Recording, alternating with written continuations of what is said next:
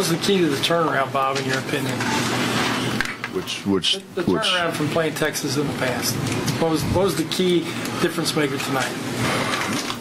Well, in the first half, we had 14 field goals, I believe it was, 11 assisted. We passed the ball. We didn't settle. I thought we had great patience.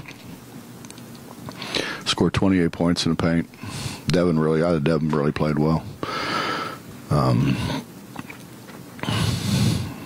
And we did a better job guarding. We turned them loose too much the first time. Got them out in transition. Didn't turn it over till the end. Specifically, what did you like about Devin's play tonight? He was a man. That's a big front line that he's going against, and he rebounded in traffic, he scored in traffic, and he made free throws. I don't know what else. And I thought he really passed the ball. We got it to him in the middle of the floor and kind of collapsed him, and he made a lot of good passes out of the high post. Bobby backed off the press some and went in zone some in that second half. What was your reason? Had to change the game. They weren't too big. They got in a rhythm. People get in a rhythm. You got to change the rhythm. We've been working on it for about 3 weeks. Haven't played it at all, and just want to change the rhythm, make them pass it more, slow them down. They were just coming right at us.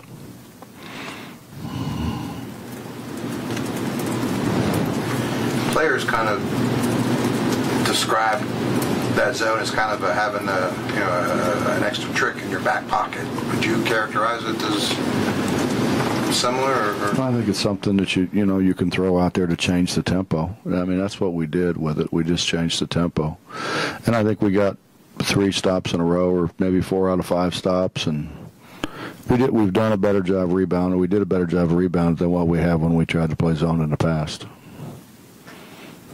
Gives you another option now, doesn't it? I don't know how much we're going to do it, Justin. I mean, we're going to do it when we need to do it, obviously, but I don't know how much we're going to do it. I kind of like what we're doing. It's been pretty good to us. There was a lot of you in the way you started. The game, and that's a big team that you think you're not going to be able to go inside on, and you went right at them at the start of the game. Can you explain the thinking there? Yeah, that's what Nick told me to do. Little Nick. He said throw it to the guy with the goggles. So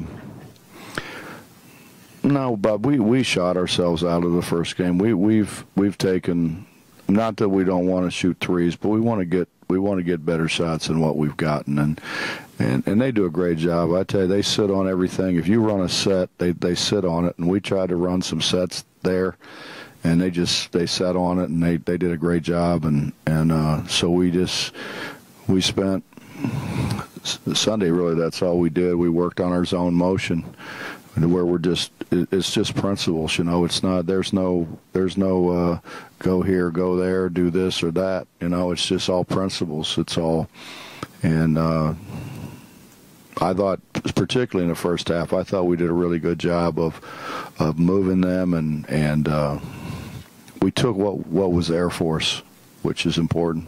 You mentioned that you said to them something about you want to punch them in the mouth. Is that Well, we always want to do that. Chances of winning a heck of a lot better if you get the first one in. That's kind of been my experience.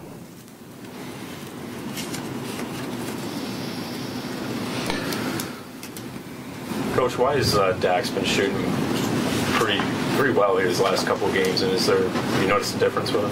Mm-hmm. Yeah, his mechanics weren't very good. I mean, I kept looking at him. He should be a better shooter than what he was, and he was shooting everything on the line.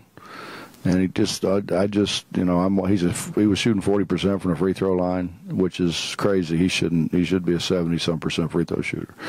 And I'm watching him, and he just didn't lift his elbow. I mean, it wasn't major surgery. It was just lift your elbow. And he started lifting his elbow. The elbow's got to start it. The elbow's got to be the first thing to go. And he started making shots, and I said, even the ones that you make, you hit on the back of the rim because everything's online.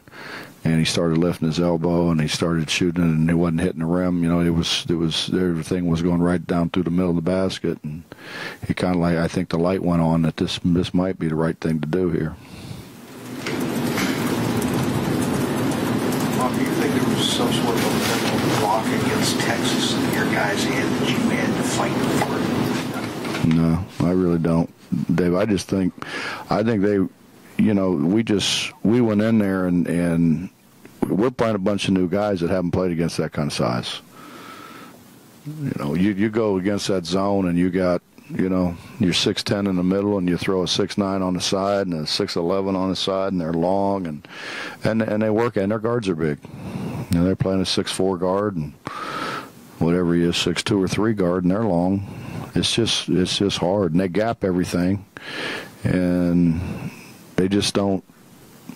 They cover up a lot of space with their length, and we got. The first game this year, we got behind. We didn't score for about 9 minutes or something like that, and we just panicked.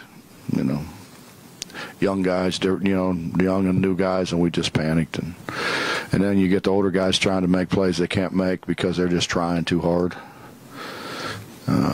Gary was that way today, I think. I think Gary came in after Wani got hurt, and he got in foul trouble in the first half, and he just wasn't in the flow, and then he tried to make some things happen that wasn't there initially. And then I thought he settled down and was pretty good after that. Coach, you were talking about Devin, and I'm also thinking, Holton was effective early and kind of hit on a little high-low play there, and Macon kind of got an and one there for you in the paint. And I'm wondering if they aren't effective for you, or your bigs I'm talking about, if they aren't effective for you early, does it kind of take your game plan and just kind of say, does it severely hurt what you want to do? Or no, not really, Justin, because if you noticed when we missed them in there, or they blocked it or whatever, as long as they didn't block it all the way out, we could still get into pressure.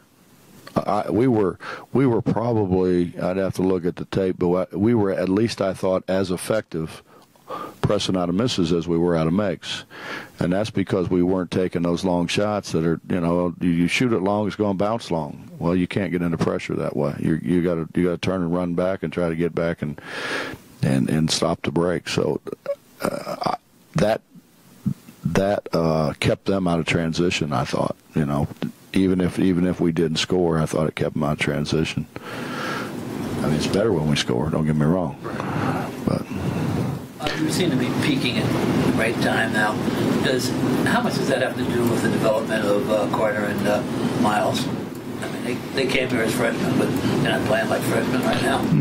No, I think a lot, Bob. I think it has a lot to do with them. But I also think, we probably expected more than what we should have expected from Jonathan Holton.